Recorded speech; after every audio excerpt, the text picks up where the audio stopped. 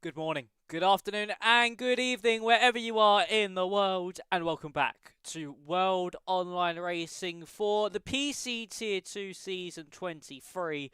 We are now looking at our eighth race of the season. Three more races to go, and the fight is well and truly on at the top of the standings between Luca Rapassa and Cameron Dowds. 11 points separate the two championship protagonists. My name is Max Ring, and joining alongside me tonight is a familiar face over the past couple of weeks.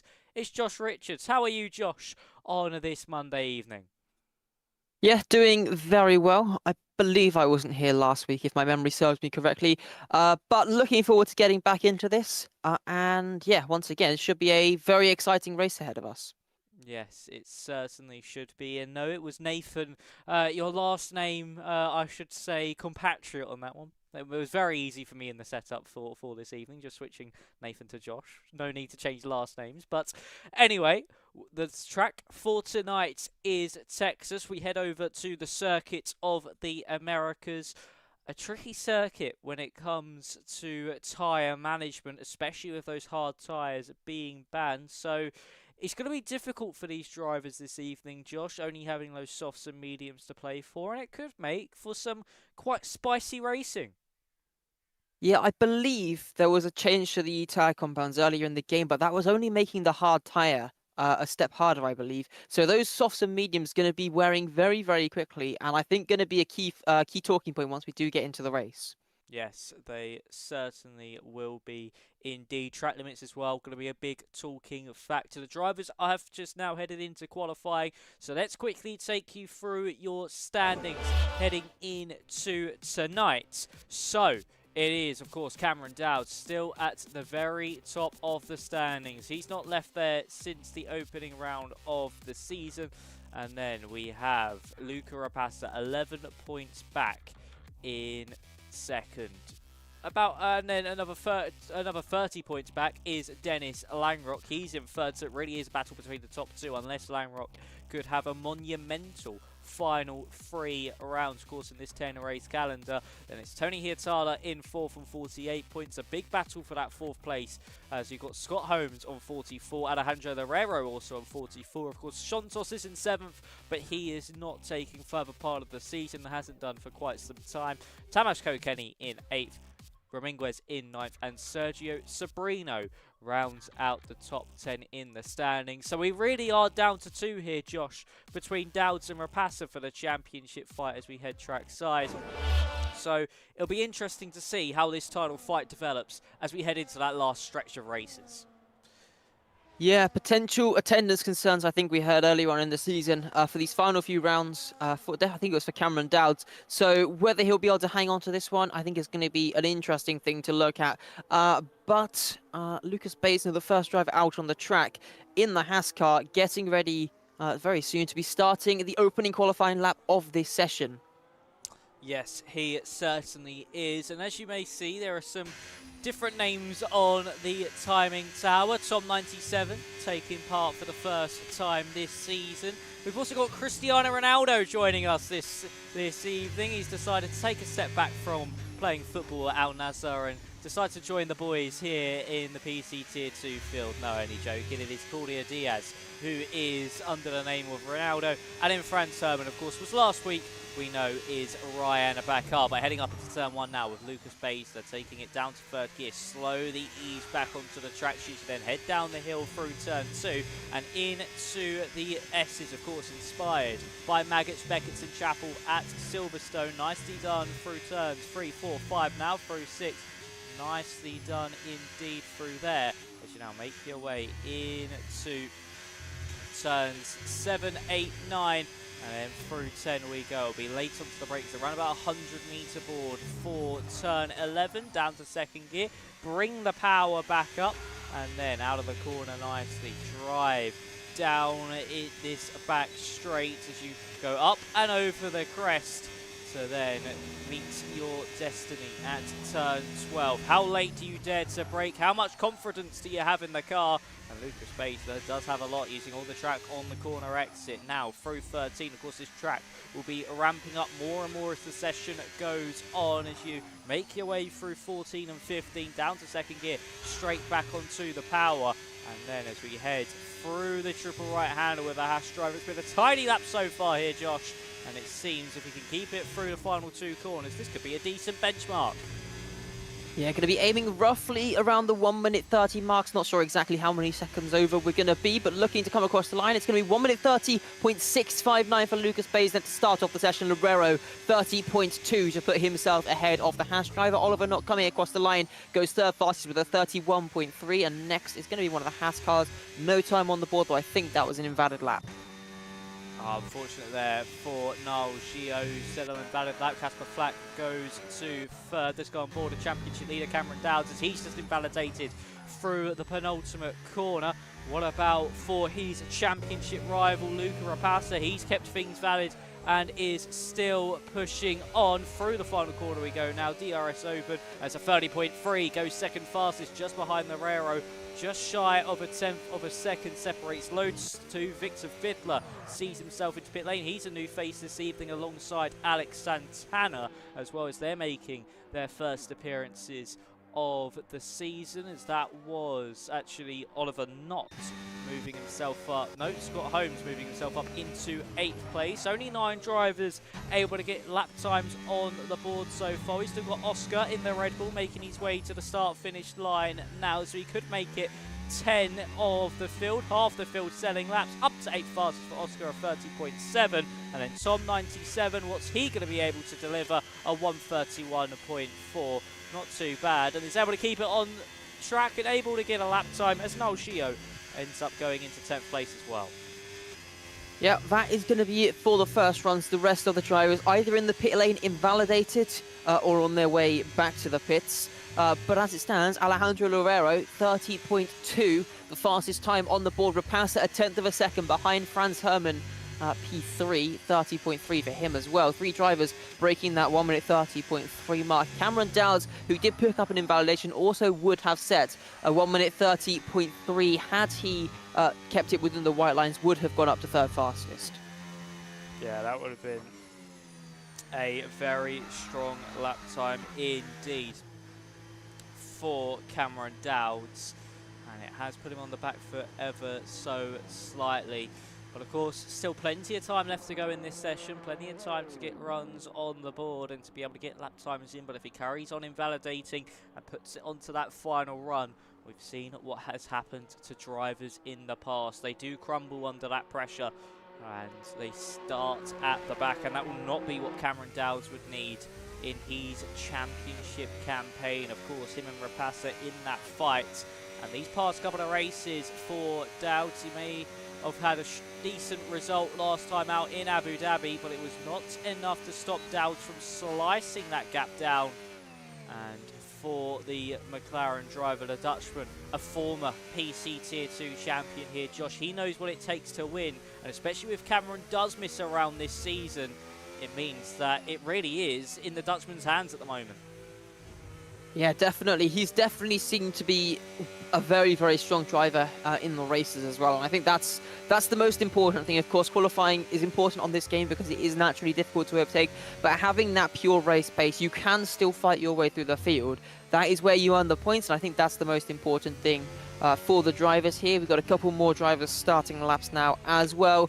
Dennis Langrock going to be the first of this group of 4 cars to head their way out onto the track. Yeah, here we are then with the man third in the standings. Milo just saw himself drop out of championship contention last time out of a non-point scoring finish after a good string of podiums.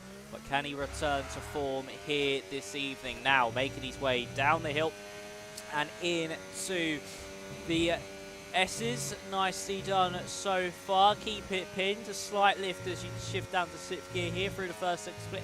24.6 from Langrock in the first part of the lap. Nicely done through 8, 9, and then get on the power as nicely as you can as you make your way down into 11.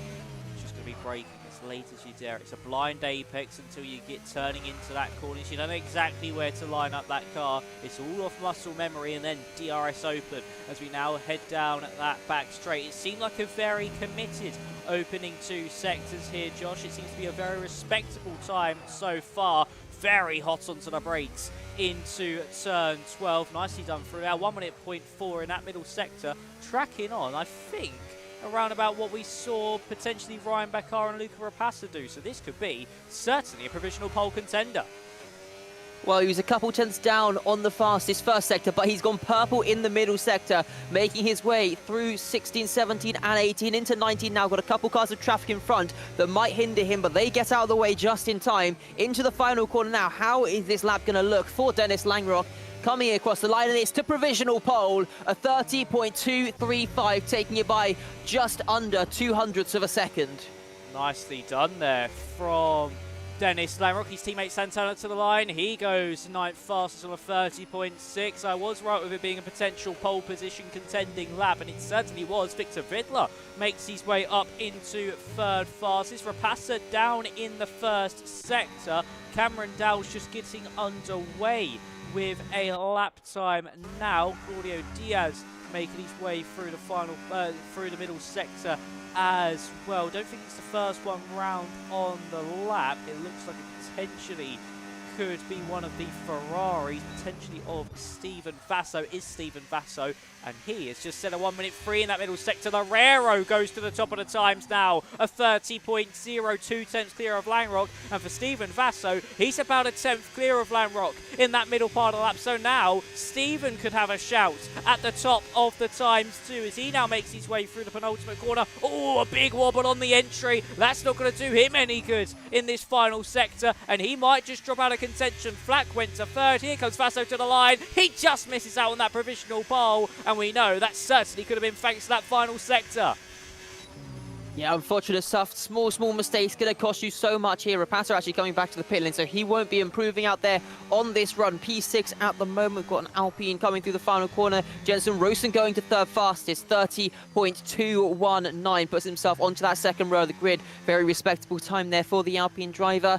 We've got the Williams as well of Oliver Knott through the final corner, I think that was. And he's gone up to P8 with a 30.3.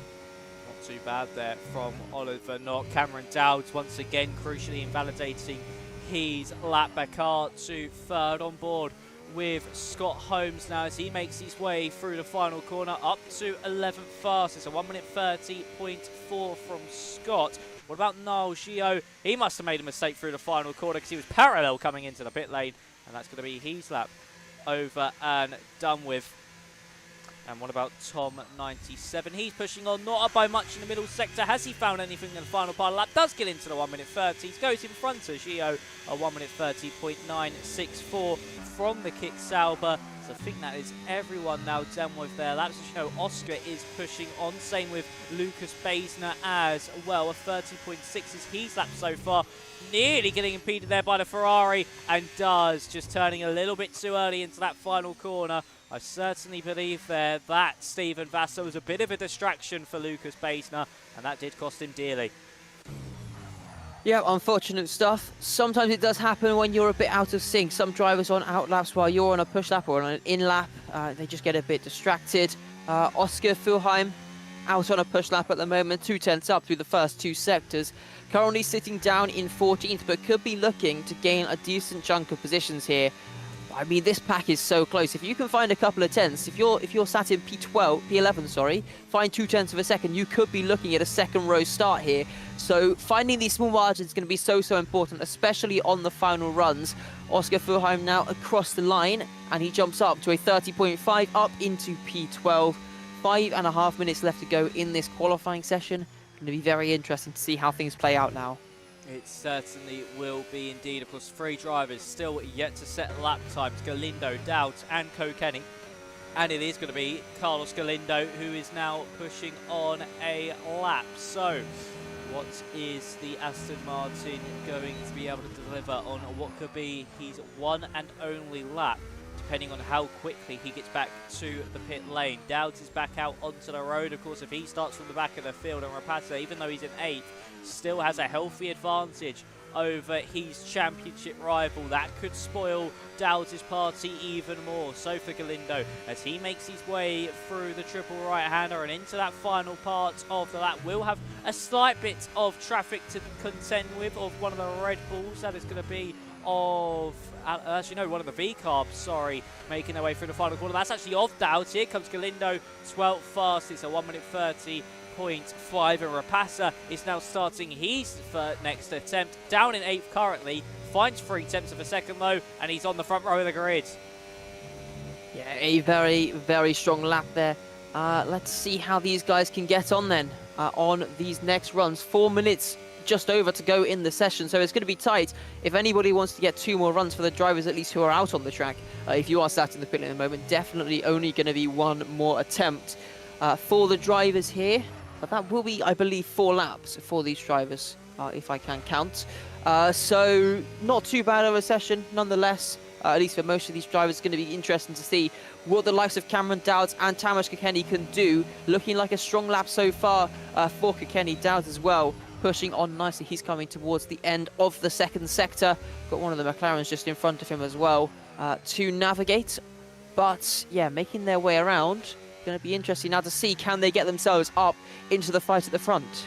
That will certainly be Dowds' goal. Rapasa in front of him is up by 3/10 of a second, so the pole position is certainly on the cards here for the McLaren, but of course still will need to wait for a response from the rest of the field. But invalidates through the penultimate corner. What about for Cameron Dowds? He's kept it clean this time around. Can he out-qualify his championship rival, who will just have time to come out again, I would think. Here comes Dowds, and it's provisional pole from the V-Carb. When the Scot needed it the most, he pulls a lap out the bag. A 29.934. Spectacular stuff there from Cameron Dowds, a championship leader. That's his session over and done with, but a real champion's lap, a one and done session, and he still might even take that pole position come the end of this one. We need to wait for what the others will do, as Murphy went into 7th place. Everybody else now heading out onto the circuit, but Josh, oh boy, did he need that Cameron Dowds. He has had such a torrid few weeks. How would he love to take pole position and fight back to the top. That is one hell of a lap, over 1/10 of a second clear of his next closest rival. And not only that, but he's done it on his first attempt effectively. Yes, he's had a couple of invalidated attempts, not really going to have come in with much practice, and he's immediately put that time on the board. It is very impressive. Now he just has to sit and wait and see if that time will stick. He's going to be hoping he can at least be starting up near the front. I doubt we're going to see that many drivers making their way into the 1 minute 29, so I expect probably going to be worst case scenario, second row of the grid for Dowds here, and that will probably take quite a lot of bad luck going his way to see 3 drivers improving in front of him.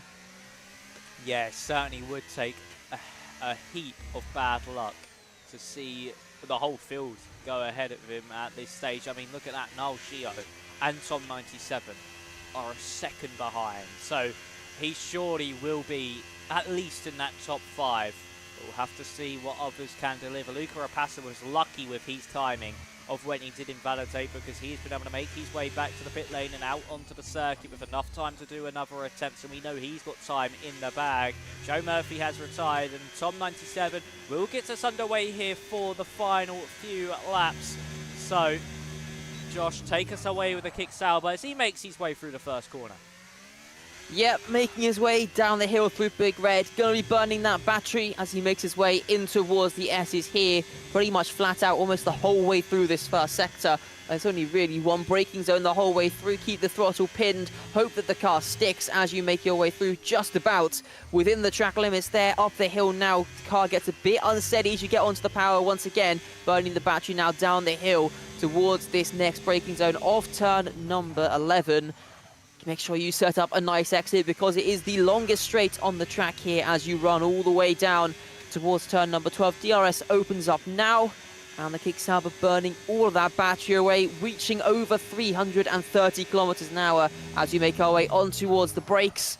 Get the car turned in. You want to cut that inside curb as much as you can, shorten the distance that you've got to run, and A 5-place grid penalty for Lucas Beisner for collision with Thomas and Kenny as we're making our way through the final runs. So not sure what has happened there between those two. That might have been something happening down at the final corners. They got their final laps underway. But Tom 97 rounding these final few corners. The checkered flag is now out. Everybody has managed to start their final runs. Let's see what this time is going to be for Tom 97, currently sitting on a 30.9. Yeah, he's had a big improvement in that middle sector. Across the line he goes. It's 15th fast to 30.6. Lost time in the final sector, but still quite respectable from the Kick Sauber driver, Vidler. Now he makes his way through the final sector. Oh, he just misses out of pole position. It's a front row start, though, for Victor, as we still have drivers making their way to the line. Oliver Knott comes into the pit lane. Is that Stephen Vasso? Yes, it is. He's coming through the final corner, but has picked up an invalidation. Jensen Rowson, 6th fastest. Brian Bakar has also picked up an invalidation himself. What about Alejandro Herrero? He's up by a 10th. Is it enough to snatch pole away? It is enough to snatch pole away from his sister team, and the Rero now heads to the front of the field. What about Dennis Lanrock? He stays 7th fastest. All eyes will really turn to Luca Rapassa, who's not up by as much as he was on the last time he took a tour around this circuit. But how much has he got in the final sector? He has to take a few stabs to get it turned into the corner, and now through the final corner we go. Currently on a 30.3, a 2-10th improvement. Could see him in that top 5. Across the line we go, onto the second row. Just misses out on beating his championship rival of Cameron Dowds, waiting on Kokeni, who went up into 6th place there. And Lucas Beisner, I didn't see exactly where he went to, but for Alejandro Herrero, he dominated all session long, and when we thought Cameron Dowd snatched it away from him, Josh, he rips it right back into his grasp. It's the Spaniard who takes pole position once again. Yeah, I mean, only driver into the 29.8. Really, really impressive lap. Lorero on pole, Dowds in second, Rapassa, and then we got Victor Weidler. Sorry, I just pressed the wrong button there. Stephen Vasso, Thomas Kokeni, Franz Hermann, Jensen Rosen, Dennis Langrock, Joe Murphy, Casper Flagg, Alex Santana, Oscar Fjordheim, Lucas Beisner, Carlos Galindo, Oliver Knott, Scott Holmes, Tom 97, Nao Giot, and Cristiano Ronaldo in P20. Yeah, so it's not going well there for Ronaldo. He's come here to PC Tier 2, and he's not hit it straight off the mark in qualifying. But no, for Claudio Diaz, a disappointing qualifying there for him. But, ladies and gentlemen, you will not want to miss this opening lap. The Rero and Dowds, they're known for their lap 1 incidents when they start together. No, of course, offence to them, but they do end up running into each other quite often. So make sure you stay around. We're heading to a short break as we head for a lobby restart. Go to the toilet, fill up your drinks, get some snacks. You don't want to miss this race. 3 rounds to go, and the championship is well and truly on.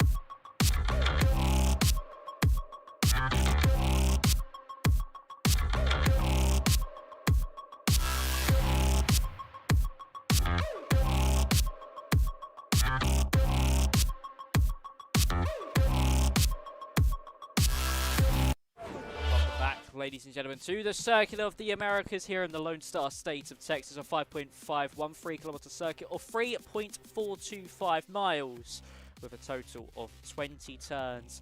And, of course, the 2 DRS zones, of course, down at the main straight and all the way between turn 11 and 12. That back straight where you could see plenty in overtake heading into turn 12, a heavy braking zone. Overtakes possible quite a few places on this circuit. Turn 1, turn 11, turn 12, 13 and then also 15.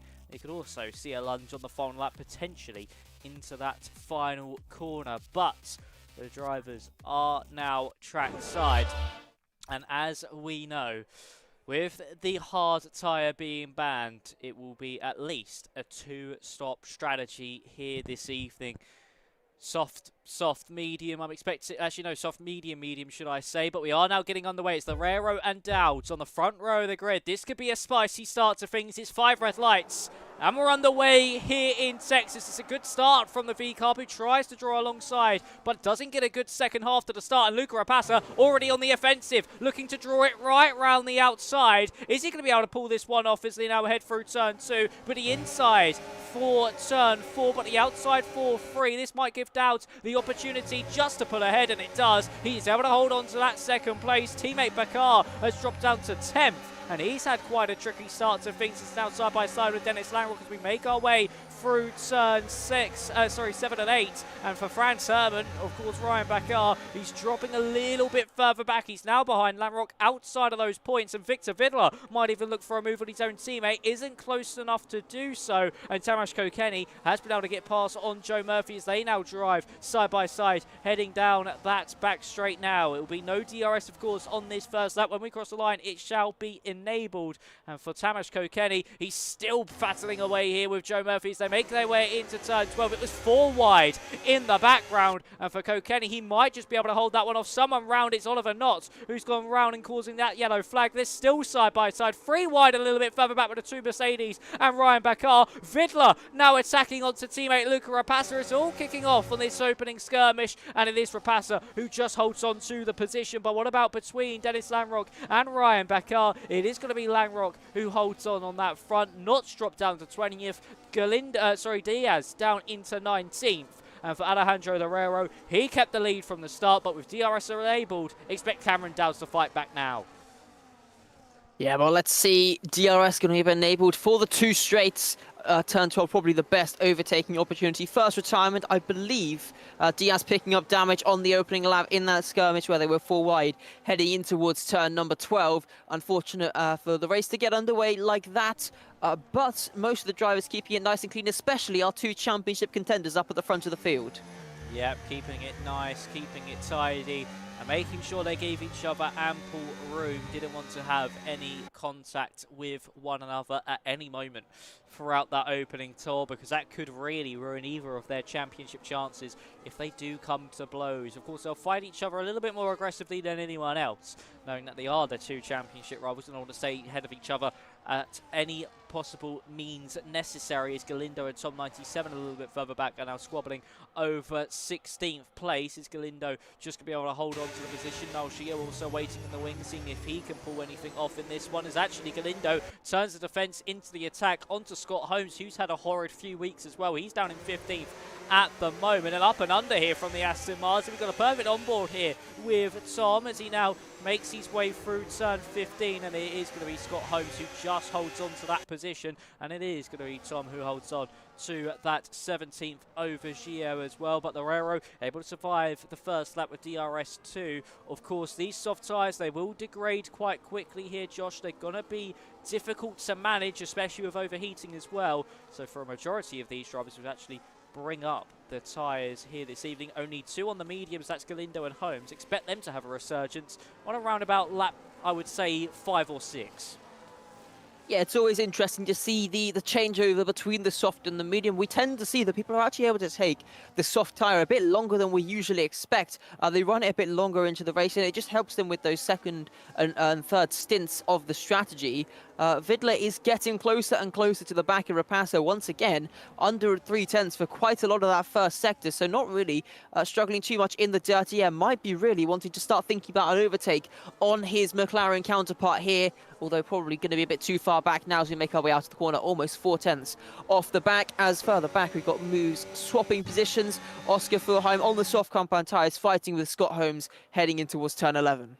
Yeah, nicely done there from the Red Bull to get his way through onto Scott Holmes, but Holmes is fighting back as he now looks to the inside. Who's going to come out on top on this one? Is it the medium runner or the soft tyre runner? It is going to be Scott Holmes, who just breaks late enough to keep it on the road and get the move done and stays ahead. So he gets that 14th place now and is in front of the Red Bull, who looked for a lunge potentially into 15, but thought better of it. So as we head back to the front of that pack, once again, Victor Vidler getting really close to the back of Rapassa, but not where he needs to be. It's when he's fast at all the wrong places at the moment compared to his teammate, as Noel Gio actually did drop behind Oliver Knotts in the background, so he's now last of our runners, down in 19th place.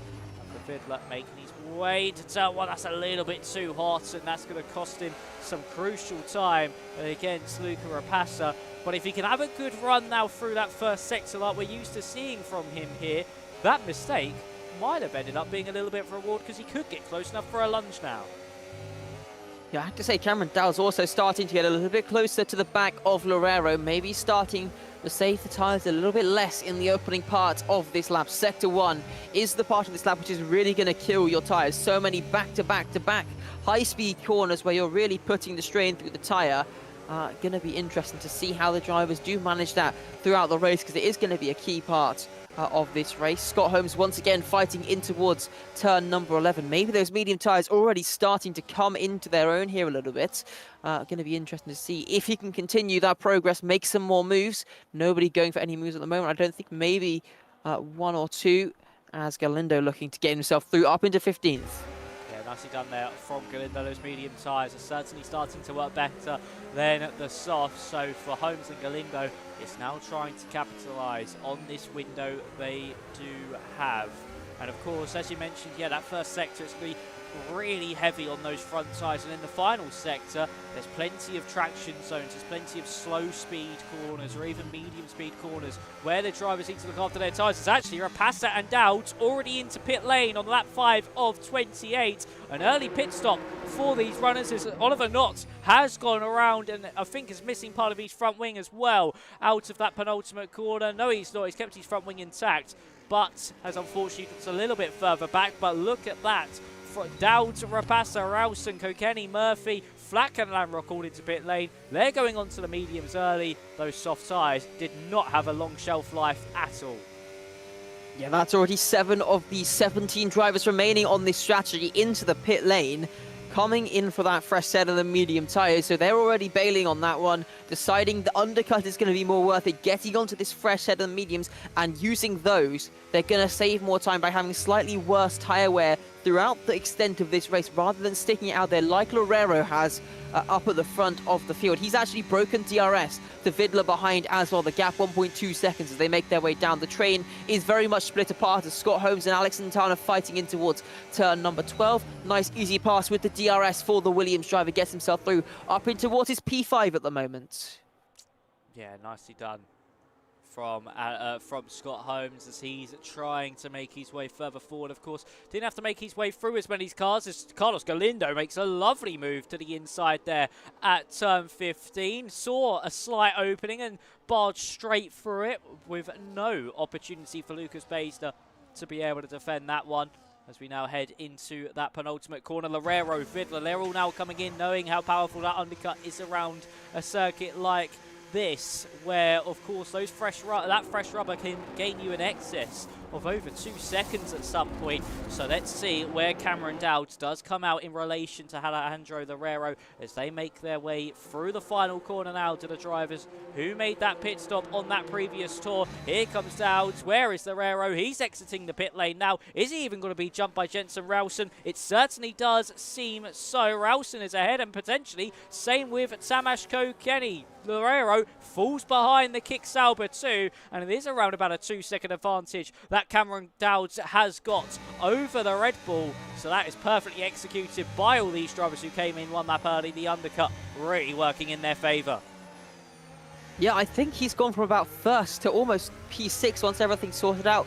P5? Yeah, P5 he would have dropped to. So that is quite an unfortunate turn of events for the Red Bull driver. That undercut really working out, going just one lap earlier. Those drivers able to gain those positions and jump themselves ahead of the original race leader, our pole sitter, of course, as well. And now they can settle themselves in, and with how difficult it's going to be to make these overtakes, there's a split in the DRS train as well as Lerrero looking to the outside of Kokeni in towards turn number 12, gets his way through, and that is going to be crucial for him because he's now got a 1.4 second gap that needs to be closed. Yeah, this is a crucial moment in the race for Alejandro Lerrero. He's going to use up a lot of energy from these medium compounder tyres, of course, in this second stint to catch up to Jensen Ralston, and that might now put him on the back foot for the remainder of this strategy. But before we even reach the end of the third sector, he's been able to claw his way back into DRS range. Lerrero, of course, was on pole position. He has been flying all evening long, and he has been able to claw his way back into that DRS range behind Ralston, Rapassa and Dowd. Shio and Tom 97 now coming to pit lane. They'll come out at the back of the pack, but it just shows how powerful that undercut is here, Josh. It's the fact that, of course, Dowds, he was half a second behind when he came into the pit lane. He exited the pit lane 3 seconds clear. He found 2.5 seconds in one lap on the undercut. It certainly was a great strategy call, but Lerrero is now on a charge through the field. Yeah, well, it's going to be interesting once we get to that second pit stop as well to see who's going to go for the undercut there, because that's another opportunity to try and make up positions in a train that's so close like this one, where the entire field can almost the entire field can be covered by about 5 seconds. 1 or 2 laps of undercut can jump you right from the back of the train almost to the front of the train, and that can give you a massive advantage as Rapassa getting closer and closer to the back of Dowds. Not able to go for a move just yet, but very soon can be starting to think about going for an overtake. Yes, he certainly will. As you can see, it's Dowds, of course, leading this train from Rapassa, Ralston and Lerrero. They're the top 4 in this queue. Holmes, Galindo, Santana yet to box. Of course, the top 2 on those mediums will take those as long as possible. And for Alex Santana, he's trying to take those softs for as long as he possibly can, as we're only on now lap 8 of the Grand Prix when these drivers cross the line. How are these drivers going to be able to manage these tyres? How is this stint going to last? And how early will Holmes and Galindo come into pit lane, heading down that main straight?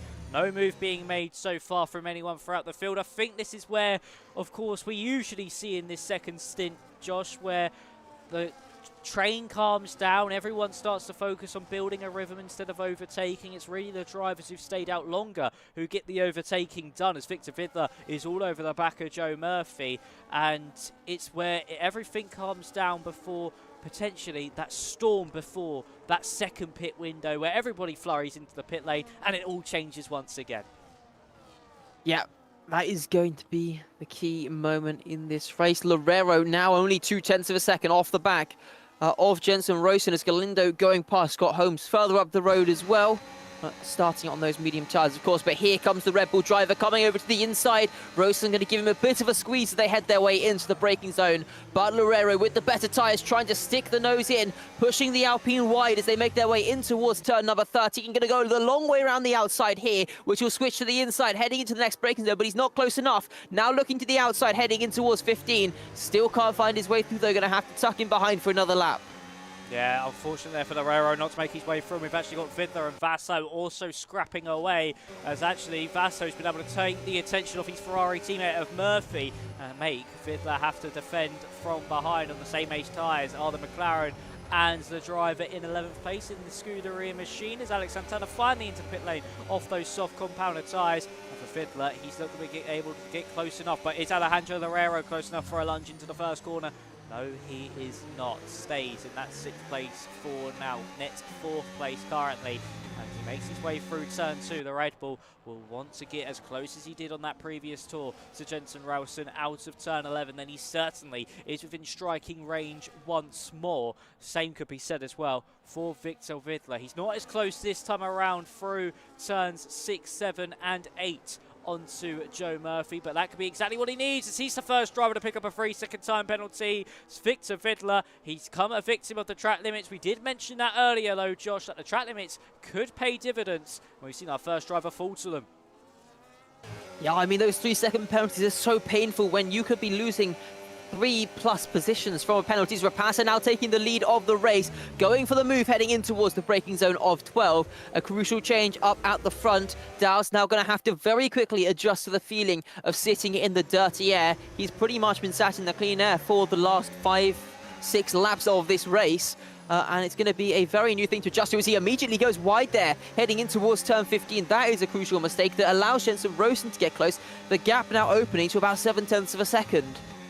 Yeah, this is where Dowd needs to be adaptable. He needs to learn fast how the car handles. Luckily, of course, did get that running on the softs behind the Rero, but on a different tyre, a less grippy tyre in those mediums, it could be a whole lot worse and a lot more slippery from that front and rear end.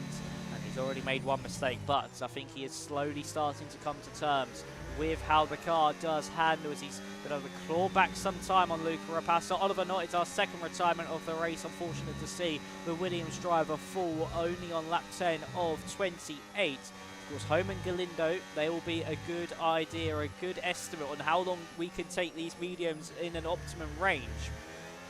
And for Cameron Dowds, 7/10 behind. He's saving grace here, Josh, is the fact that Jensen Ralston is also struggling and has nearly dropped out of DRS range himself. Yeah, just kept within the DRS this time around. But again, for Dowds, that's probably a good thing because it's going to allow another lap where Lerrero is probably going to be stuck behind. I mean, he's 4.5 tenths back at the moment. With DRS for the Alpine, that's going to be very difficult for an overtake to come for the Red Bull driver. So he's going to be stuck behind again, and that might drop him to about 1.5 seconds off the back of Dowds. Yeah, and that could then mean again that in that final sector, wherever he overtakes Jensen Ralston, he's going to have to really hustle once more and use more energy from the tyres. Tom 97 and Niall Gio, they're in a really good battle here for 16th place. And Tom 97 once again reclaims that position. They're just a little bit further back. They got undercut by the entire field and have not been able to recover to the back of the queue just yet. It's Galindo and Holmes still at the front. 4 attempts is the gap between these two. They keep swapping places down that back straight to keep themselves protected from as long as possible. I have a feeling here, Josh, that once Rapasa and Dowds and the rest of the cohort are able to catch up to the back of the top two, that's when they decide to come into pit lane. There's no point losing time trying to stay out as long as possible if you're getting overtaken by cars. So you might as well call it quits, come into the pit lane just before they're about to get you. Yeah, I mean, it's something we've always talked about as well, is the potential for a one-stop. We've seen it tried a couple of times this season. Is there a possibility that you try it here? I feel like the tyre wedge is going to be a bit too high, especially on the softs. We saw them changing over only about the lap 3 or 4 mark. You'd probably have to take these tyres till about lap 20 if you wanted any chance of making a one-stop work. And I think that is a bit too ambitious. Yeah, it's going to be very ambitious if you want to try the one-stop. And with the rate of knots that Rapasa is gaining onto this front two as well, it just makes it even harder to do so. Of course, further back, that Vidler and Vaso battle raging on as well, as we see Ferrarium be able to get past there on Lucas Baisner. He's up into 14th place. He also got a penalty at a little bit late, a little while ago, should I say. And Lucas Baisner drops down to 15th place now. Not a strong result so far from the Haas driver. Of course, for Dennis Langrock, who of course was trying to bounce back after a disappointing Abu Dhabi. Holmes and Galindo coming to pit lane now. He's not really have the strongest of race either, has Langrock. He's out of the points once again, and if he is not able to pick up some strong points here, you can certainly rule him out of contention here, Josh. So for the German, he needs a magnificent second half to this race. He needs a monstrous climb through the field if he wants any chance of seeing himself keep his title hopes alive. Yeah, I mean, with 2 more races left to go, he can be mathematically ruled out of championship contention. If he does finish outside the points, it would require some points to be scored, of course, by Rapasa and Dowds, but it is mathematically possible for this to become a 2-horse race heading into the final 2 rounds of the season. And going to be an interesting one, of course, with these two being so close together at the moment. 11 points separating them right now. If it were to finish like this, it would be 4 points separating Rapasa and Dowds heading into the final 2 races of this season.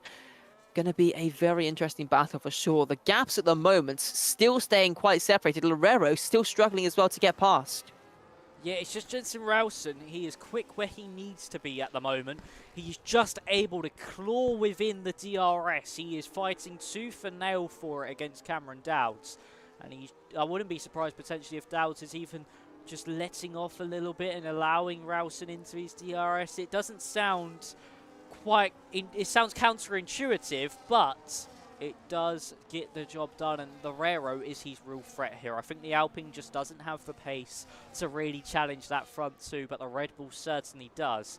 And for Alejandro Loureiro, the more he's stuck behind the Alpine, the more he's using those tyres, the more he ends up falling back, and the better opportunity Rapasa and Dowds have of holding this 1-2 at the moment. Of course, for Cameron Dowds, he would love to finish ahead of the McLaren, because if he does have to miss at least one round this season, it could be game over in the championship fight if it is 4 points heading into that penultimate round. But we'll have to wait and see what happens as this race progresses. About to enter that second half of the race in a few moments' time.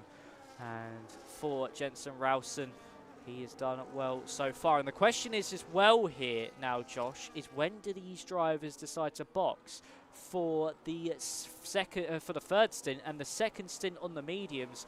Do they box as early as possible and use 12 laps once again on the yellow wall tyre? Or will they just try and extend the stint ever so slightly to make sure they have a bit more energy in their tyre to push through the field later on? Well, Holmes and Galindo both managed 11 laps on their stints. 2 stints of 11 laps, though, not going to get them to the end. That would put them on lap 26. So, yeah, the minimum they would need to do is 12 laps on each tyre, which would be seeing them pitting in about 3 or so laps' time. I think we're probably going to be seeing some drivers pitting on lap 15, though, going for that undercut. They can manage the tyres if they've got the track position. I mean, the likes of Joe Murphy down in P6, or even, in fact, both of those Ferraris, they're kind of stuck in the middle of the train. Why not go for something? Why not try and make up some extra positions, maybe get yourself into that fight for the podium? That is a very good option for some of these drivers. Is it going to be just all about maybe going for that undercut? We saw how powerful it was in that first pit stop phase. Is it going to be undercut is key? And if you, as you say, if you are one of those drivers a little bit further back, why not go for that risk? You may have a struggle come the end of it, but if you are, again, it's even in Casper Flack or Dennis Langrock's point of view, especially Dennis Langrock fighting to keep his hopes alive, it's just the fact of, okay, if I come into the pit lane potentially a lap earlier than everyone else, I could even surge to the top of this train. And if they then all react a lap later, there won't be too much of a difference in the tyre life. So it could be that we see a driver do 13 laps on that second stint and try something different, try get that undercut, and then hang on for dear life at the very end for even a podium position. Yeah, going to be very, very interesting. Loureiro getting close this time around, only 2/10 off the back of Rosen heading into the braking zone, but still not close enough to even start thinking about a lunge to the inside. Weissner getting past further back as well, gets himself up into P12. I think Scott Holmes fighting away. He's finally caught up to the back of these guys on his fresh medium compound tyres after he went on the medium tyres long in that opening stint and to the inside, heading in towards 15, gets himself through now up into P12. Galindo looking to follow through as well, gets himself past the Red Bull of Oscar Furerheim. This is going to be an interesting battle as they start to catch up to the back of this train, who are going to be pitting very soon as well. In fact, I think a couple into the pits now. Oh yes, it's Murphy, Fiddler, and also Lanrock. So just like we said, why not go early if you're those drivers? If you're in that mid-pack, if you're thinking of trying to get the undercut attempt, and that's exactly what they have done. Baisner, Fiddler, Lanrock, and also Murphy all coming to pit lane along with Alex Santana. They're trying something different. 13 laps will need to be done on this medium compounder tyre to get you all the way to the end. Actually, no, sorry, 14 laps. So they've gone 2 laps earlier than what we were expecting, but they needed to do it if they want any chance of seeing themselves into podium contention, because you can't follow everybody else. You've got to be different. You've got to have the risks, and you've got to take them. Stephen Faso picks up a 3-second time penalty. It'll be interesting now to see how the front runners react to this one here, Josh. Do they stay out until that lap 12, that window where you do 12 laps to the very end, or do they come in now and react and make those tyres 13 laps? We'll have to wait and see. It'll be Rapasa making that call, and does he try to cover off those undercuts? Well, I think it's definitely going to be an interesting one. The first car that made the pit stop call was Joe Murphy, who was sat in P6, I believe, when he came into the pits. So that's probably about... let's see what the gap is, if I can bring it up. It's almost about 3 seconds they've got roughly of margin. We said it was about 2.5 seconds. I think if they pit now, they will still come out in the lead of this race. Dowds, I think, will be borderline with Joe Murphy, but they are both staying out on this lap. Into the pits, Loureiro going for the undercut. He went late on the first stint this time around, switching it up. He's going early. He wants to try and get that track position back. Yes, this is Alejandro Loureiro trying to do what the others did to him, get the undercut and tried to come out in front. But, of course, Joe Murphy, where is he now? He's coming out of the final corner. Has he got the undercut onto Alejandro Loureiro? We also saw into the pit lane Vaso, nearly trying to get past Tamash Kokeni. And Murphy has got the undercut alongside Victor Fiddler and also Dennis Lanrock as well. So, that's up to 4th so far for Joe Murphy and Fiddler. And over the course of this lap, you'll surely expect as well to see these drivers now hit the front of that train. And for Loureiro, he should be able to get the undercut as well. The current gap between Murphy and Luca Rapasa, 17.1 seconds and tumbling fast. I think you would expect now Rapasa and Dowds into pit lane. I think they've just tried to go to that lap 12 window, of course lap 16, but 12 laps on the same set of mediums, so they can comfortably get them to the end and just be able to push from as soon as they come out of the pit lane until the checkered flag. Yes, Scott Holmes making moves as well. Of course, he's still got a pit stop to come, as does Galindo. But they are in a pretty decent position right now. Maybe not an ideal position. They've got to run the softs at the end for a very short sprint to the finish. The two Aston Martins swapping positions as they make their way through. Loureiro also battling away with Langrock and Kokeni in this middle sector too, looking to try and make up some positions here. This is crucial because once they do have all the traffic in place, all the cars lining up into their train, the traffic really going to make things difficult to overtake. Rapasa, Dowds and Rosen, everybody is still staying out here. Only Franz Hermann into the pits. So, Bakar now into the pit lane alongside with Oscar Furheim. So we'll see what happens now with these front runners. Could they even potentially be here, Josh, trying to extend those mediums for a soft tyre stint at the end? Is that what they're potentially looking for here? As we see, heading up into the first corner, Lanrock getting closer to the back of the railroad. Kokeni with a lunge to the inside. What a move that could be from the Kick Sauber if he could have pulled that one off. But some contact on corner exit means Lanrock holds firm in his position and he stays in that 12th place, net 4th in the train. But are they going to try go for a soft tyre stint at the end here with Rapasa, Dowds and Rowson? Or are they really just trying to take those mediums as long as possible to just, as I mentioned a little bit earlier on, to just push as soon as they get out the pit lane? Yeah, I don't think SOS are going to be the call. We saw how quickly they fell off in the opening stint. You could easily go for a medium tire and be just as quick in this final stint, and you could go a lot earlier onto that medium tire as well, minimize the damage of the undercut. Because already looking at this, they are probably going to be coming out a long way off the back. I mean, it's probably about a 20-second pit loss. That would suggest them coming out behind Lucas Beisner down in P15. Yeah, this is a very risky strategy at play. Rapasa now making his way through the penultimate corner.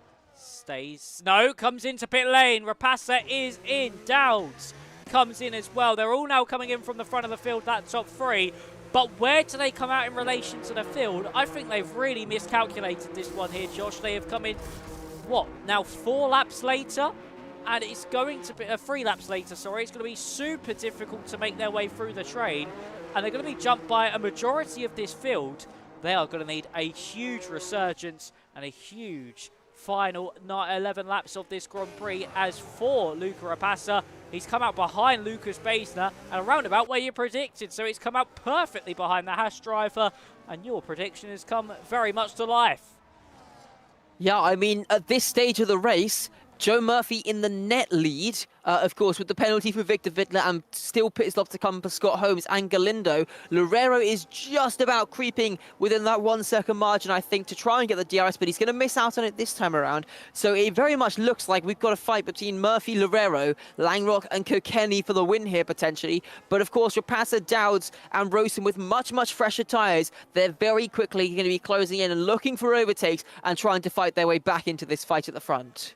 Yeah, let's see what is going to happen as they try to make their way through the field. Cameron Dowds now gets pile on Lucas Baesner as well. Rapassa 1.3 seconds behind onto Stephen Fasso, but the one thing the two championship rivals cannot afford is getting into a squabble amongst themselves. They've got to just focus on going forwards for now, fight later. But for Luca Rapassa, the crucial thing for him is that he's got a track position and he can get by these drivers first and have a rolling roadblock in between himself and Cameron Dowds, and they could be crucial championship points coming his way.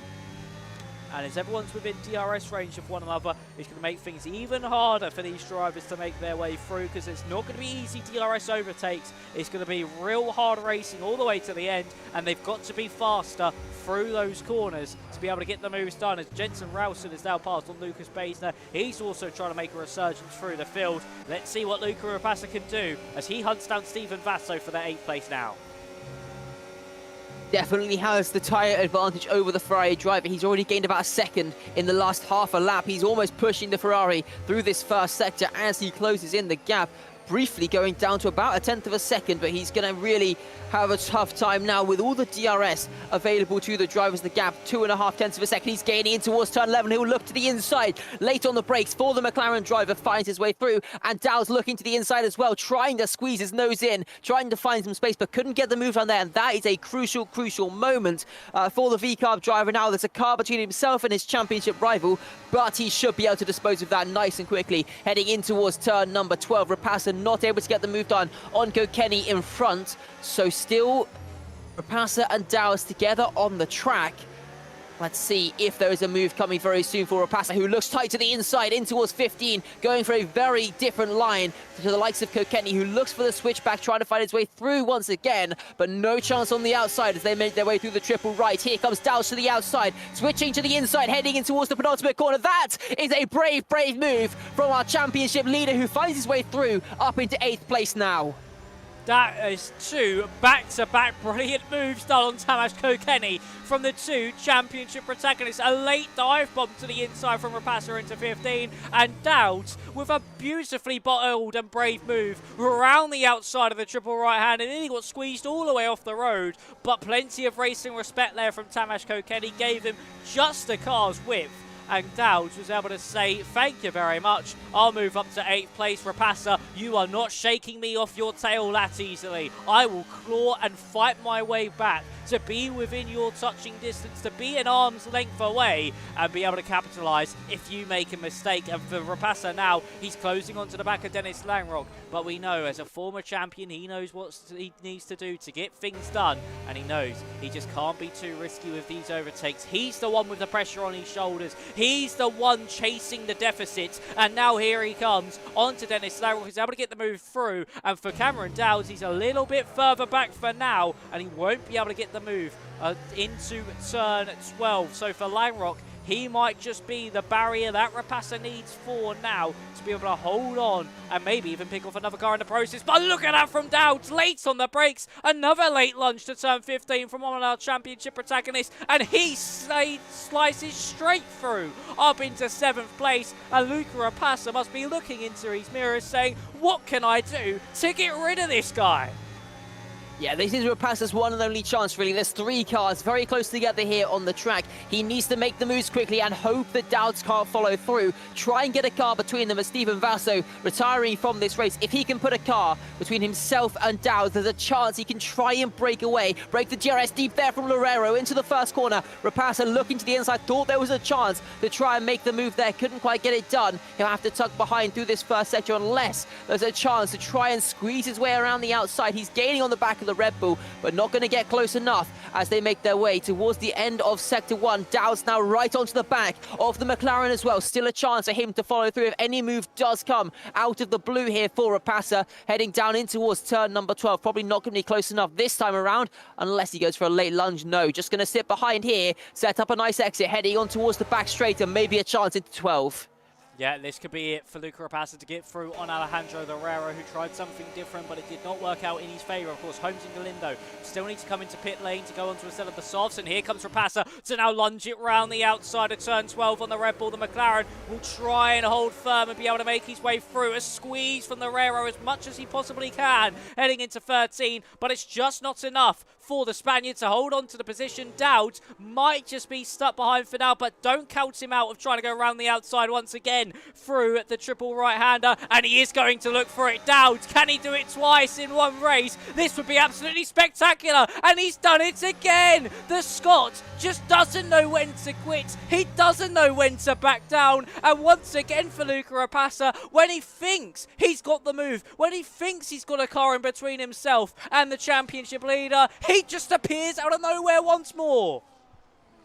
Incredible stuff here from Dowds. We've just got a Ferrari and a McLaren left to go, and then they're into the clean air, they're into the lead of this race, and in fact, Victor Vidler with that 3-second time penalty not going to be a factor really in this race. So just one more move, and then our 2 championship protagonists fighting for victory here. Is it going to be a 4 points between them heading into the final 2 races, or is it going to be 18?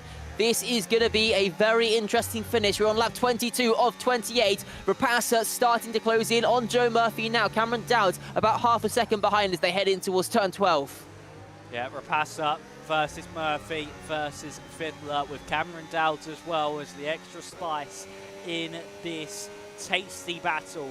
And are we going to? I don't think we're actually going to see any move be made here. Rapassa just a little bit too far back. Dowds not within any movement range either. So for the first time into turn 12, we've not seen one of Rapassa or Dowds be able to get a move done. But for Luca Rapassa, I think he may now know a strategy. He may be trying something different to maybe even go for a move at a different place and make sure Dowds is stuck behind a car for a little bit longer than a couple of corners this time around.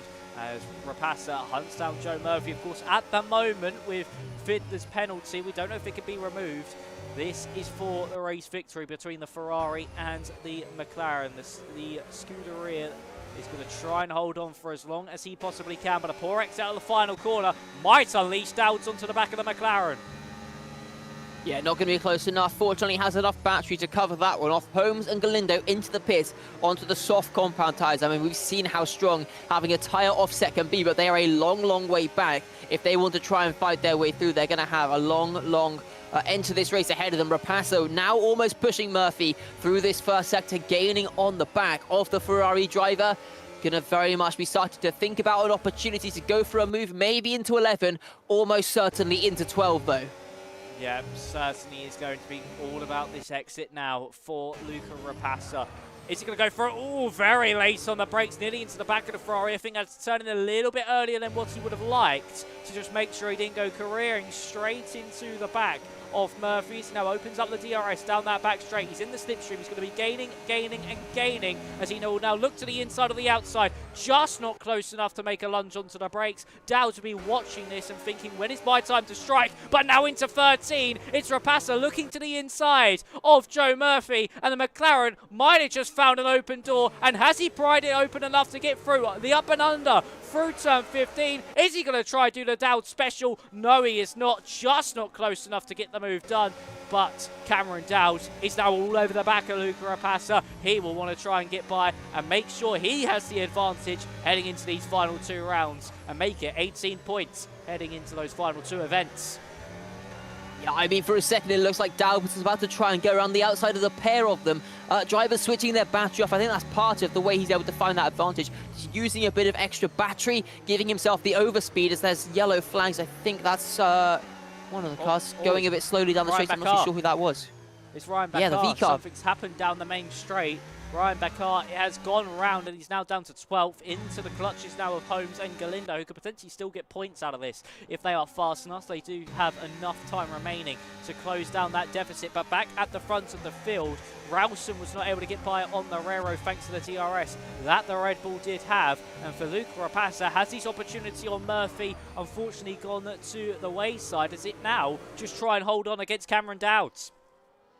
Well, this is going to be interesting. He had to commit a lot of battery on that previous move, heading down this back straight. Is he going to have the battery to continue the attack and maintain this and also hold on to the position ahead of Dowds? Everyone holding formation as they head into the braking zone on this lap. Joe Murphy goes a little bit deep. Could that give Rapassa another look? Potentially this time it's going to be around the outside, heading into 13. Try and set up the exit. A bit of a squeeze. Dowds going to be looking at this eagerly, maybe thinking about a move around the outside here as they both head late on the brakes. Rapassa's through on Murphy. Here comes Dowds once again to the outside. Here we go. 3 times lucky here for Cameron Dowds around the outside through 16, 17 and 18. It's the inside line now for 19. A little bit further behind, but he stays committed, stays brave on the throttle. He finds his way through up into the podium positions now.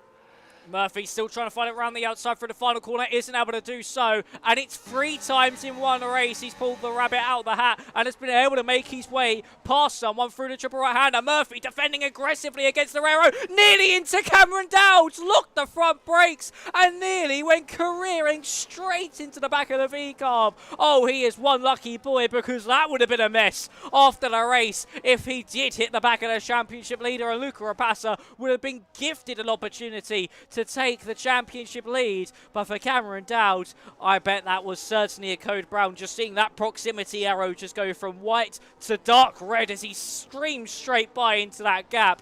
But for Joe Murphy, he's not only dropped behind the Rero, but also Jensen Ralston as well. It was an aggressive defence, and unfortunately it's come to an end. But it was a valiant effort from Murphy, who drops down to 6th. And he's now coming under pressure from Dennis Langrock. And now the question is, will Rapassa go for the move on Wittler to confirm the race victory on the circuit? Well, it's 3.5 laps left to go of this race. If he sits behind, he might be in with a chance to hold onto the position with... Oh! Dennis Langrock's gone round. I think there was just some contact there with Joe Murphy. We cut to it at the right time through turn 12, and Dennis Langrock went round. Sorry to cut in there, Josh, but I literally cut on board as he was going for the move, and he was sent into a spin and is now dropped behind Casper Flack as Oscar Verheyen and also Scott Holmes and Galindo are now squabbling amongst the pack, and Holmes now into that top 10, and he is going to try and get past Dennis Langrock with immediate effect. But for Luca Rapassa, he's nearly out of DRS range from Victor Wittler, so maybe starting to struggle on those tyres.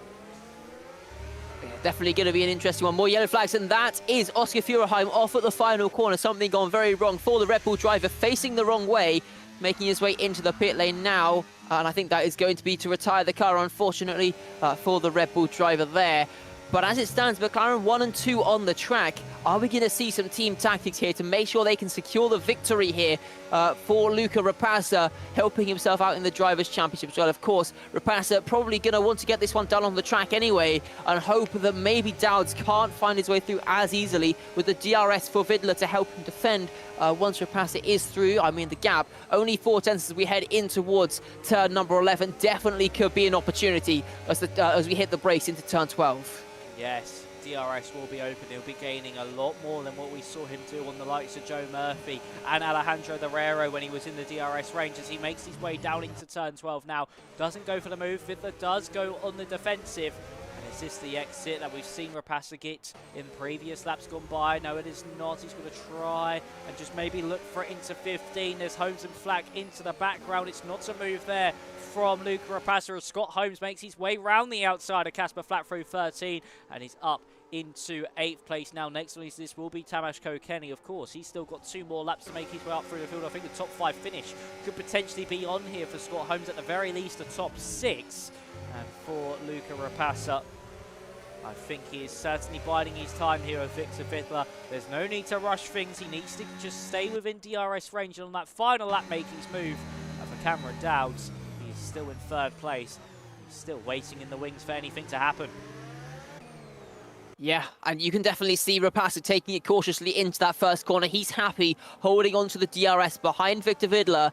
Vidler, of course, knows he's not going to be picking up this win with that penalty, or maybe he's going to be able to get it removed, in which case he'll be happy to be staying up at the front of the field as well, of course. But Dowd's obviously going to be struggling. He's got to try and stay as close as possible to the back of both of these cars by the time they hit this next straight, in the hopes that he can fly past Vidler on this next DRS straight. But the gap between himself and the leading McLaren is about 0.5 of a second, and we saw last time around Rapasa only 0.4 back, couldn't even get himself alongside. So that is going to be a struggle, I think, for Dowds. But Rapasa once again closing in on the back of Vidler, and this time around going to be much easier. Rapasa to the inside takes himself into the lead of this race on the penultimate lap. The two McLarens side by side, though. Vidler slots in behind, and now finally Rapasa has a car between himself and Dowds as we get ready to start the final lap of this race. This could really play into the hands of Luca Rapasa.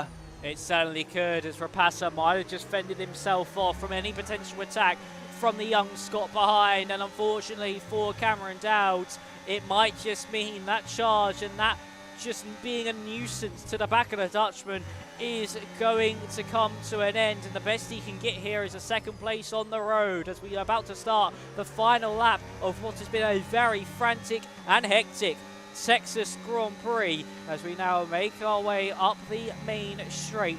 And Dowds well too far back for any opportunity to look to the inside there on Victor Vidler. And for Luca Rapasa, he might be able to make it back-to-back race victories. Casper Flack has been able to make his way up into 8th place, getting past Tamas Kokeni, as there is actually also Carlos Galindo trying to go to the inside into the S section. What a move that is from Galindo to squeeze a car to the inside there. Kokeni has unfortunately been the victim of some great overtakes this evening for his sake, but for our sake in the commentary box and you guys at home, it is great to see the wheel-to-wheel action on display as we now head into the final opportunity with DRS for Cameron Dowds to get past Victor Vidler. Has he got enough battery? Has he got enough in the tank to be able to get by onto the McLaren? It seems that Vidler might have a bit better straight line speed, and he does. Scott Holmes is able to make his way up into 6th place over Joe Murphy, and for Cameron Dowds, he's just run out of steam near the end. Of course, Vidler could still get this penalty removed. We're not too sure just yet, so it is going to be Dowds who gets second place. But Vidler could still certainly take that second place spot, and that would give Luca Rapasa a 1-point deficit to Cameron Dowds. It'll be 1 point in the favour of the Scot, but with 2 rounds to go, oh, a big slide from Dowds. That nearly was it all over in a blink of an eye. And for Luca Rapasa, he has charged his way through the field perfectly, excelling in will-to-will combat, and he's going to make it back-to-back race victories. And this championship charge is well and truly alive. He fights back against Dowds once more, and he takes the race victory here in Kota. Luca Rapasa, he is a man on fine form at the moment, and he is bringing the fight and everything, all the experience, all the knowledge to show Cameron Dowds what you need to do to get the championship done. That final few corners, that moment for Cameron Dowds, that was so close to being effectively championship over. I mean, that would have been a massive point swing in the favour of Rapasa. I mean, it's already tough losing 7 points with that win for Rapasa, but that could have been such a big deal there. Fortunately, he managed to hold on to the car and hold on to that P2 as well. But that would have been a very big talking point had he not been able to catch the car there, or even just lost a couple of positions, because those small margins, those few points, could be what decides it. The gap is only 4 points in the championship now. It certainly is, and at one point we were thinking, of course, when you joined us in China for the first time this season, Josh, we were thinking, what could stop Cameron Dowds? What will there be to stop the charge, for him being so far clear by that stage of the season? And then, step to centre stage, Luca Rapasa, especially over these last few weeks, when it has been needed the most, when the tides have certainly been against him, when, of course, that championship gap has been so far and so distant in Cameron Dowds' favour. He has dug deep and he has clawed it all the way back. Unfortunately, we can't get the results on the screen, so I'll head back to me and Josh. But oh boy, was that a great race. I think that could be contender for race of the season because that was chaotic all the way throughout and had plenty of battles and all the drama near the end as well. Yeah, I mean, we had overtaking it all the way through that race. There's not really much more you could have hoped for with that one. We saw battles up and down the field. We saw differences in the strategy, which in the end, originally not seeming great. We saw Rapasa and Dowds coming out so far behind, staying out so much longer on that final pit stop. But in the end, it actually worked out well for them. Yeah, overall, I think that's definitely one of the best races we've seen. It certainly is indeed. And of course, for Luca Rapasa, that now makes it 3 wins in the past 4, finishing no lower than second in the past 4 races. This is championship level consistency we are seeing here from Luca Rapasa. Of course, for Cameron Dowds, his last 4 results is 1 DNF and 3 third places. He's not been on as much of a hot streak as Luca Rapasa. It's still a brilliant podium streak and brilliant consistency. But for the Dutchman, he's just showing that other level that you need to really claw back a championship fight and just to get this one across the line. If he wins next week, he will take the championship lead. And if Dowds misses either next week or the week after, it's game over. So for Luca Rapasa, it is just focus on next week and try and win that one to give yourself the prime opportunity heading into round 10 to snap up that title. Yeah, I mean, if Dowds does end up missing a race, unfortunately, it does kind of narrow down this championship in a bit because it's 25 points of extra available to Rapasa that Dowds won't have. He would only need to score if he is missing a race, I think, 5 points. I'm not sure which way the countback goes. It would either be 4 or 5 points he'd need to score more than Dowds in any races that he does in the rest of this season. And yeah, I think Rapasa is definitely he's in the form. He's got that consistency with him as well. He's definitely probably I'd say the favourite for the title now. Yeah, he certainly is going to be the title favourite if Cameron Dowds does miss an event. And even without that, at the moment, the form he is on is absolutely electric and it is championship level material. But we do have Luca Rapasa in the waiting room for an interview. So, Josh, shall we bring him in and talk to this evening's race winner? Hello, Luca. Can you hear us? Yes, I can. Well, first of all, congratulations on what is now your 3rd win in 4 races. Just talk us through things. How was that race? Because it seemed chaotic. It wasn't chaotic, the full meal. I wasn't that chaotic, but it was just very difficult with the power of the undercuts, and it was just hard to manage the right pit laps. So I think in the end managed as well, but it was closer in the end than I would have wanted ideally. Yeah, of course. It was very, very close in the end. That second stint, of course, you came in about 3 laps later than the first drivers that came into the pit lane. Just, of course, how difficult was it to make your way up through the field? Of course, it seemed like you were just slicing through like a hot knife through butter. But how difficult was it, especially when those tyres started to wear, to get those positions off those drivers further up? Well, to be honest, it wasn't that difficult until till I got up to Joe and Victor. Like everything was going quite quickly. I think Lucas Beisner didn't have DRS, easy overtake. Then I think it was Steven just down the inside, and then Dennis on the straight. It wasn't that difficult. It was just Joe was playing a very smart way of leaving a gap so he could, close up to Victor and be safe against me. But he made a tiny mistake which gave me an opportunity, and I was able to overtake him. Yeah, and it certainly paid off in your favour. And of course, we had the first stint where on that soft compounder tyres you only did 4 laps, I think it was, before you came into pit lane. Was that always the plan, or did you just see how bad the wear was and was like, yeah, we're getting off these as soon as we possibly can? I don't really have a plan. It's just looking at what my tire wear is doing, because I'm always quite good on tires, so I just try to to see what could other people be on. I knew the undercut with the medians would be very strong, so a 1 lap undercut would be enough to gain quite a lot of time. So was just seeing what was an easy distance for both mediums to make it to the end. So we just looked at that and just decided to go early for the first pit stop. That is fair enough, and of course, in those last couple of laps, once you got past Victor Vita, were you kind of praying that he was able to keep Cameron Dowds behind and use him as a little of a roadblock? Because earlier on in the stint, it seemed like no matter what you did, Cameron was just able to follow you through a few corners later on, should I say?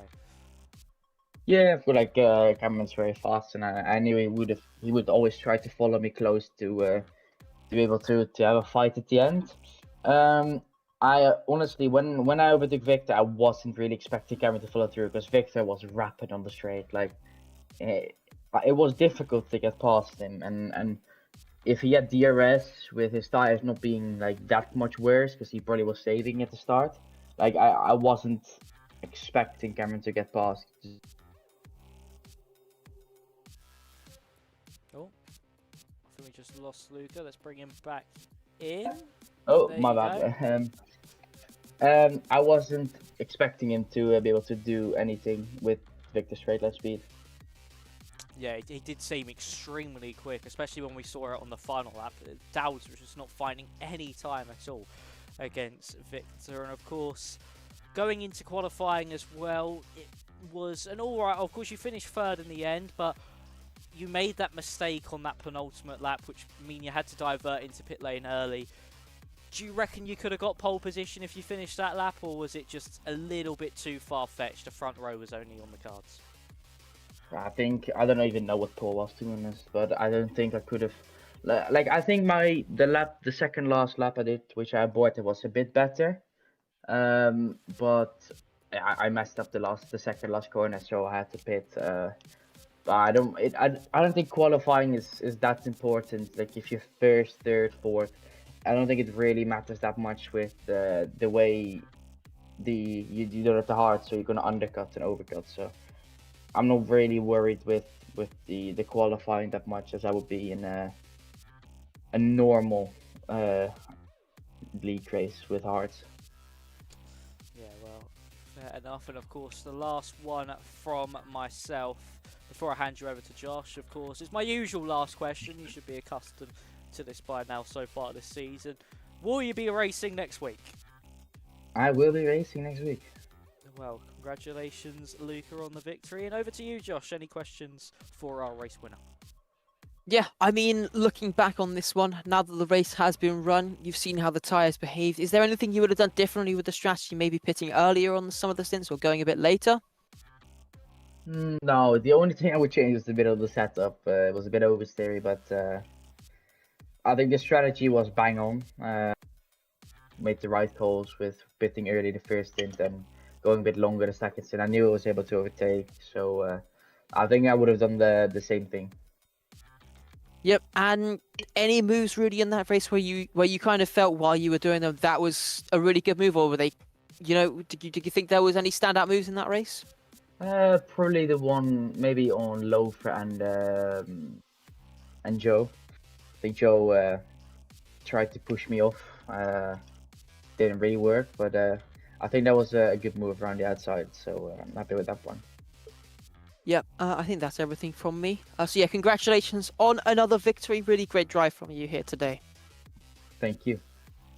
And that is going to be all from the interviews. And yes, of course, congratulations, Luca, on that race victory. Perfectly done from him this evening and brings him even closer to the back of Cameron Dowds in that championship chase. And of course, Josh, now heading into next week, it is all about how Luca performs. Will he take the race victory? Can he take the championship lead? Is Dowds even going to be able to attend next week?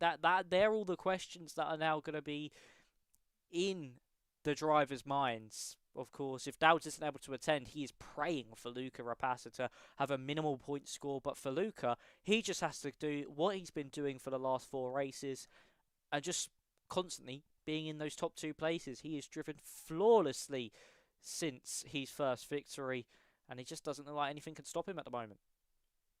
Yeah, I think it is. I haven't double checked this, but I believe it is now narrowed down to just 2 drivers in the championship as well. So yeah, I think that is going to be one of the biggest things we're watching next week, is that fight between Cameron Dowds and Luca Rapassa. Only 4 points separating them with 2 races left to go. That is definitely going to be something to watch. It certainly will be indeed. But quickly, before me and Josh say goodbye to you lovely people at home, we'll quickly run you through the season 23 track pool remaining. So we've got, if my memory serves me correct, Austria, Baku, then we have Imola. We've not done that yet so far this season. Don't think we've done Belgium either. And then Hungary, followed by Monaco, Qatar, Saudi Arabia, and that is all the remaining circuits we do have left. 2 to go, 2 more weeks of action before the end of season 23. Josh, I don't know if you're going to be back next week or the week after, but if you are not, or even if you are, who do you think is going to take the title? I've got to say Rapassa, he's definitely the driver in form at the moment. He really seems to have that confidence about him. He's able to go for those moves, as we saw throughout that race. He's able to find those gaps, get the moves done, and the strategy's pretty much bang on every single time from him as well. I think he is definitely the one to watch, and especially if Cameron's going to have some issues potentially with his attendance, I think that definitely gives Rapassa the upper hand. It certainly does indeed. Well, make sure you tune in next Monday at 8 p.m. UK time or 9 p.m. European time to see what will happen in the penultimate round of the season. Where will we go to? Can Rapassa carry on this fine form? Will Dowds even be in attendance? All will be revealed next time out. So, make sure you stick around, and we shall see you next week for what could be a title deciding evening.